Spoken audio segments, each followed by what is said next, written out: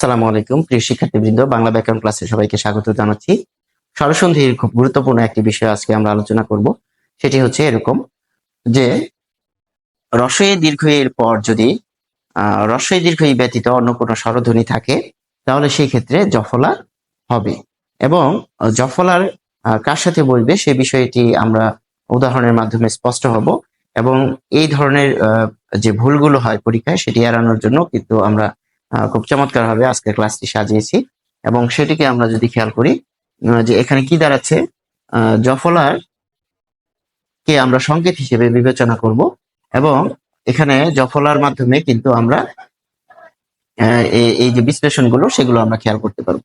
দেখা যাচ্ছে যে অতি, এখানে আমরা যদি বলি যে রস্বই দীর্ঘই অতি বানানটিতে রয়েছে, বিশ্লেষণ করলে আমরা কি পাচ্ছি, স্বরেয় যুক্ত হসন্ত যোগ রস্বই। এবং এক্ষেত্রে যে রস্বই রয়েছে এর সাথে কিন্তু পরবর্তী যে শব্দ অন্ত রয়েছে সেটি কিন্তু এখানে যুক্ত হয়েছে কি স্বরে অ, অর্থাৎ এক্ষেত্রে রস্বই এবং স্বরে অ যুক্ত হয়ে কি হয়েছে, অত্যন্ত হয়েছে।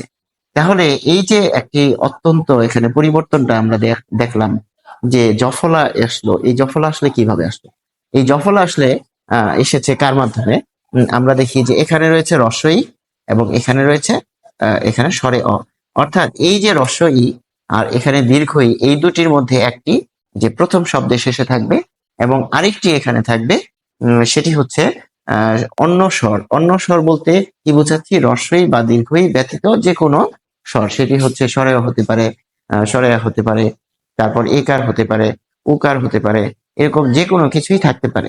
কেননা যদি রস্বই দীর্ঘইর সাথে রস্বই আর দীর্ঘই বসে যায় তাহলে কিন্তু সেটির ফলাফল হবে দীর্ঘ ইকার। ইতিমধ্যে আমরা কিন্তু সেই ধরনের নিয়ম আশা করি আমরা জেনেছি। তাহলে এই যে একটি নতুন করে জফলা আসলো, জফলা কার সাথে বসবে, জফলা বসবে হচ্ছে তয়ের সাথে।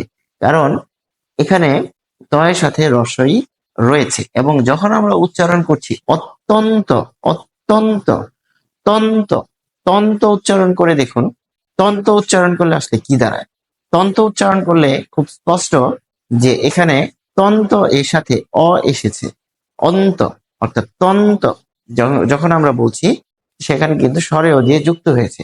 তাহলে দাঁড়ালো কি, পরিস্থিতিটা দাঁড়ালো হচ্ছে যে যার সাথে আসলে রস্বই বা দীর্ঘই থাকবে তার সাথে কিন্তু জফলাটা হবে। অর্থাৎ এখানে আমরা সূত্র থেকে, সন্ধির যে সূত্র সে থেকে আমরা কিন্তু উদাহরণে গিয়েছি।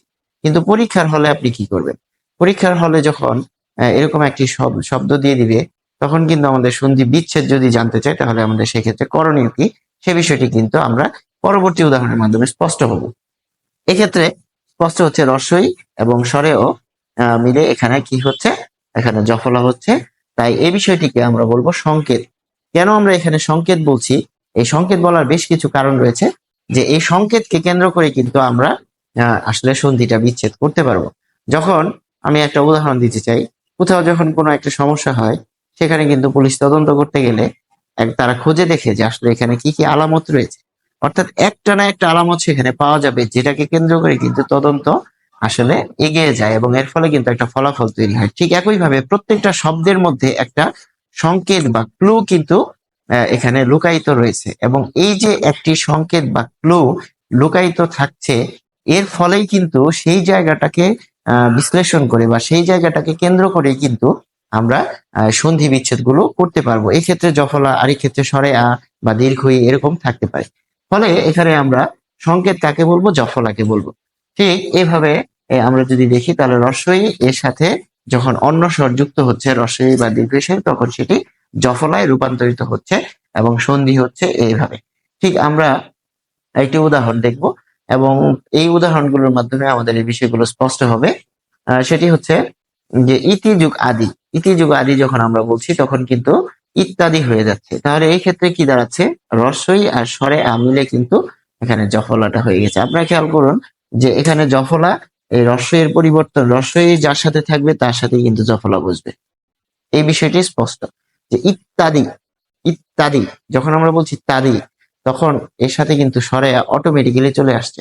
তাহলে পরের অংশ কি হবে সেটা কিন্তু আমরা খুব সহজে বুঝে যাচ্ছি যে পরের আসলে শব্দটা কি দিয়ে শুরু হবে, কোন স্বর দিয়ে শুরু হবে।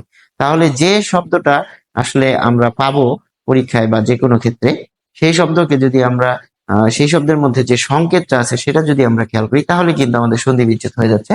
যেমন এখানে হচ্ছে ইত্যাদি চলে এসেছে, তাহলে ইত্যাদি শব্দটিতে জফলা যার সাথে আছে তয়ের সাথে রয়েছে, তাই তয়ের সাথে আমরা রসই দিয়ে দিব, তাহলে ইতি হয়ে গেল। এবং এখানে কিন্তু স্বরে আর কার হিসেবে রয়েছে, অর্থাৎ স্বাভাবিকভাবে বোঝা যাচ্ছে এখানে আদি রয়েছে। ফলে এই যে পরিবর্তনটা সেখানে কিন্তু সংকেত হিসেবে কাজ করছে জফলা। তাহলে জফলা কিভাবে আসছে, রস্বই দীর্ঘের সাথে অন্য কোনো স্বরের মাধ্যমে কিন্তু এসেছে, এবং এই বিষয়টি কিন্তু এই শব্দের মধ্যেই লুকায়িত রয়েছে। তাহলে আমরা এক্ষেত্রে দেখছি রস্বই এবং অন্য স্বর মিলে জফলা হচ্ছে। এরপর আমরা আরেকটি উদাহরণ দেখব, এবং এই উদাহরণগুলো আমাদেরকে আসলে সঠিক যে নির্দেশনা সেটি বোঝাচ্ছে। আমরা এর আগের ক্ষেত্রে কিন্তু আপনারা দেখুন যে সূত্র থেকে উদাহরণে গিয়েছি। এবার আমরা উদাহরণ থেকে আমরা সূত্রের কাছে যাব, তাহলে কি সেটি স্পষ্ট হবে। ধরুন পরীক্ষায় এই শব্দটি এসেছে অত্যুক্তি এ সন্ধি বিচ্ছেদ কি, তাহলে আপনি কি করবেন? তাহলে অত্যুক্তি এ সন্ধি বিচ্ছেদ, অত্যুক্তি শব্দটাতে আসলে কি এমন রয়েছে যেটা দেখে আমরা সন্ধি বিচ্ছেদটা করতে পারবো। তাহলে আমরা যদি খেয়াল করি যে এখানে সংকেত হচ্ছে জফলা, এই যে জফলা সংকেত, তাহলে এই সংকেত কার সাথে রয়েছে, তয়ের সাথে রয়েছে। তাহলে এই যে তয়ের সাথে জফলা রয়েছে, তাহলে এখানে পরিবর্তন হচ্ছে অতি। এবং এখানে বানানটা যদি আমরা খেয়াল করি অত্যুক্তি, অত্যুক্তি, উক্তি, তুক্তি, যখন তুক্তি বলছি তখন কিন্তু রস্বও স্বাভাবিকভাবেই চলে এসেছে। তাহলে তুক্তি যখন রস্বও চলে এসেছে, সেই রস্বও পূর্ণরূপ হিসেবে কিন্তু এখানে এসেছে। তাহলে উক্তি বানানটির বিশ্লেষণ হচ্ছে রস্বও ক হসন্ত যুক্ত যোগ রস্ব ই। তাহলে এখানে আমাদের জফলা হচ্ছে এক্ষেত্রে এখানে সংকেত, অর্থাৎ কোনো একটা শব্দে কোনো একটা সংকেত থাকবে, যে সংকেতকে কেন্দ্র করে কিন্তু আমরা সন্ধি বিচ্ছেদ করতে পারি, এবং এই ক্ষেত্রে এই সংকেতটি হচ্ছে জফলা। আর এক্ষেত্রে রস্বই আর রস্ব যুক্ত হয়ে কিন্তু জফলা হয়েছে। তাহলে নিয়মটি কি দাঁড়ালো, রস্বই দীর্ঘই এর পর অন্য যে কোনো স্বর থাকবে রস্বই দীর্ঘই ব্যতীত। তাহলে রস্বই দীর্ঘই ব্যতীত যে স্বর এক্ষেত্রে হচ্ছে রস্ব। আগের যে আমরা উদাহরণ করেছিলাম অত্যন্ত, সেই ক্ষেত্রে কিন্তু ছিল স্বরে অ, এবং ইত্যাদি যখন করেছিলাম সেক্ষেত্রে ছিল স্বরে আ। আচ্ছা, এরপর আমরা এখানে যদি দেখি তাহলে এই জফলা এখানে এই যে আসলো, এর ফলে সূত্র কি দাঁড়ালো, রস্বই দীর্ঘই যোগ অন্য স্বর। এবং এক্ষেত্রে এটি কিন্তু আমাদের স্পষ্ট করছে যে নিচের উদাহরণের মাধ্যমে যে এখানে কিন্তু রস্বটা অন্য স্বর, যেটি আমরা তীর চিহ্ন দিয়ে বোঝার সুবিধার্থে দিয়েছি।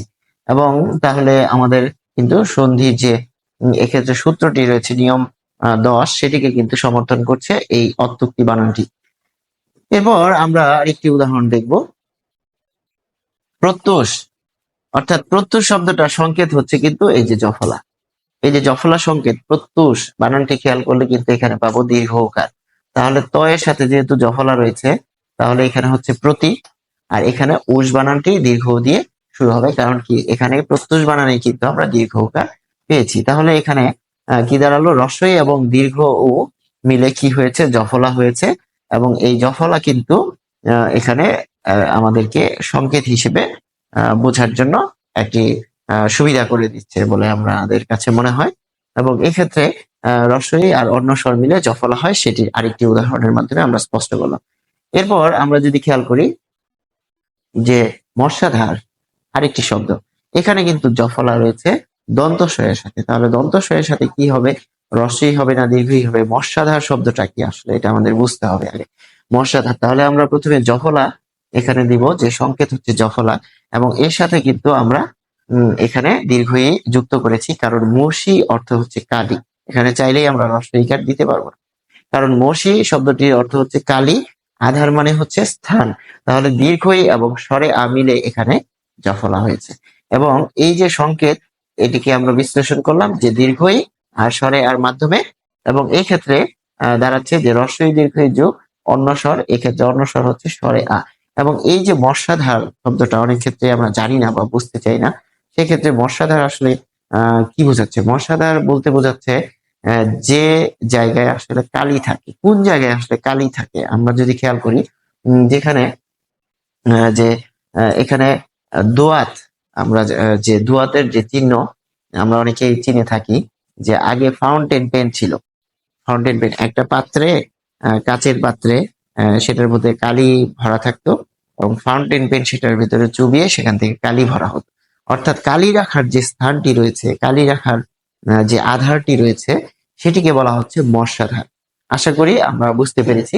তাহলে মস্যাধার শব্দের যে সন্ধি বিচ্ছেদ সেটি কি দাঁড়ালো? মসি যোগ আধার।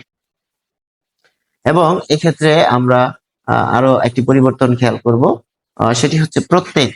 যে প্রত্যেক শব্দটিকে কিন্তু এখানে জফলা যে রয়েছে সেটিকে যদি আমরা বিশ্লেষণ করি তাহলে এই সংকেতের জায়গায় প্রতি, খুব স্বাভাবিক আগে যেগুলো বলেছি সেভাবে। এবং এক, এই যে এক এখানে কিন্তু বানানের মধ্যেই আছে, উচ্চারণে কিন্তু আছে যে প্রত্যেক, প্রতি যোগ এক, প্রত্যেক। এবং এক্ষেত্রে আমরা যদি খেয়াল করি যে এখানে তাহলে রস্বই এবং এ মিলে কিন্তু জফলা হয়েছে। তাহলে রস্বই এবং এ মিলে যে জফলা হয়েছে এই যে সূত্রটি, নিয়ম 10-এর সূত্র, সেটি হচ্ছে রস্বই দীর্ঘ এর পর যদি রস্বই দীর্ঘ ব্যতীত অন্য স্বর থাকে তাহলে জফলা হবে। সেটি কিন্তু এক্ষেত্রে আমরা প্রমাণ করছি এ দিয়ে, অর্থাৎ এ কে দিয়ে কিন্তু এখানে প্রমাণ করেছি। এক্ষেত্রে আরেকটি বিষয়ের আগে আমরা বলেছি যে স্বরেও দিয়ে বলেছি, অত্যন্ত ইত্যাদিতে স্বরেয়া দিয়ে বলেছি, তারপর মসি যুগ আধার মস্যাধার সেক্ষেত্রে স্বরেয়া দিয়ে বলেছি। এক্ষেত্রে আমরা অনেকগুলো উদাহরণ কিন্তু এখানে দিয়েছি এবং এক্ষেত্রে কিন্তু এই তীরের মাধ্যমে কিন্তু স্পষ্ট হচ্ছে যে জফলাটা কোত্থেকে আসছে।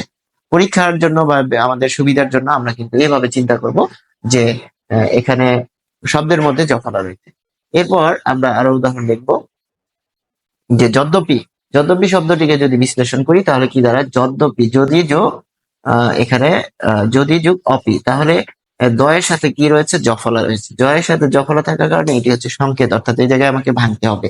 এবং এই জায়গায় ভাঙতে হবে যে কারণ এবং এখানে কিন্তু এখানে দ যোগ রসই, এই কারণে এখানে দি দিয়েছি। এবং অপি যখন শব্দটি আমরা বলছি সেটি কিন্তু এরকম যে যদ্যপি উচ্চারণের সাথেই কিন্তু অপি রয়েছে। যদ্যপি, যদ্যপি, অপি, অপি যখন বলছি যদ্যপি তখনই কিন্তু এক্ষেত্রে উদাহরণটি রয়েছে।